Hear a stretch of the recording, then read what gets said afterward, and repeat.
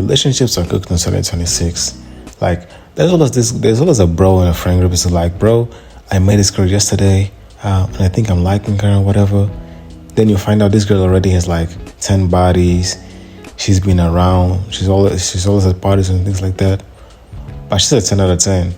So she can get guys fooled. And then everybody's like, no, bro, think about it.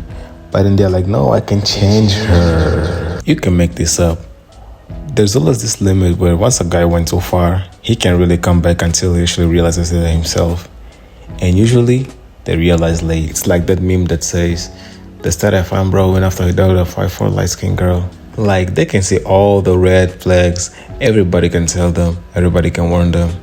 But they just don't listen.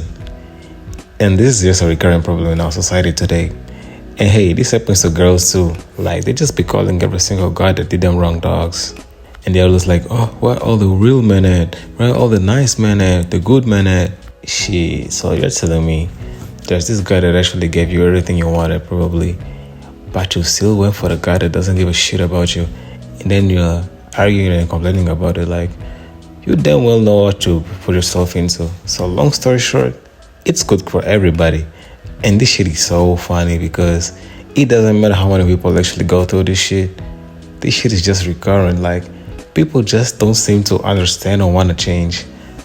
I'm actually starting to think that this is part of human nature. And it makes me think, are we just meant to actually live like this? Because they'd be like, oh, back in the day, things used to be better. Are you sure? Back in the day, people literally used to go hitting their wives, hitting on minors, rich shit. Like, it usually used to be darker, low-key. Because back in those days, there were barely any sort of ways to treat, like, sexually transmitted diseases or anything like that. And people had way shorter lives, too. You'd see families with 10 kids. Like, how does she have it in her? You'll be questioning shit. So don't come and tell me back in the day things were better. This is just romanticizing the past. The thing that makes things so bad nowadays actually is social media. You see, everybody is thinking that everybody's living their best lives, when really isn't the case. Celebrities be posting their relationships, like relationship goals and things like that. And then you realize they had the most toxic relationship. You see MJK was dating, what's her name again? I think it's Megan Fox. And he cheated on her. Like, bro, how do you cheat on Megan Fox? Bro, no way. So then you start realizing it's not really about money or looks at this point. People are just crazy. I'm damn well sure everybody has a friend where every single weekend they're always arguing with their girlfriend or their boyfriend or whatever, and everybody has to deal with it. Like, this is their 20th time already, and you guys still get back together. Shit is so bad. I came across a girl that used to go to school with me, and she was working at the mall. She was on a break, and mind you, she was pregnant. This is the first time I saw her in like forever. She was like, do you want to go get some ice cream? And I'm like, what? Like, why? I just want to get some ice cream with you. Like, we were talking forever. And I'm like, aren't you pregnant with somebody right now? She's like, yeah. So? Oh, hell no. I'm not going to be no stepfather. She's tripping about it. And things like this probably happen way much more commonly. And just imagine, man, I let this girl go. There's a guy that accepts this and definitely would have done something with her.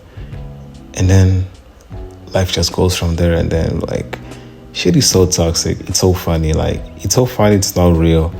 And we shouldn't be laughing at this, but shit is just so funny. Like, there's no way you can make this up. These things ain't really just coming out of nowhere.